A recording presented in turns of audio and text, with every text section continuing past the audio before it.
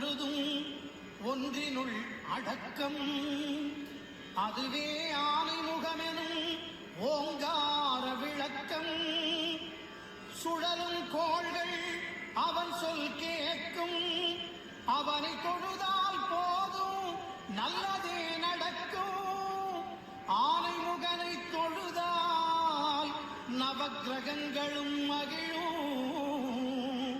நல்லதே நடக்கும், நல்லதே நடக்கும்.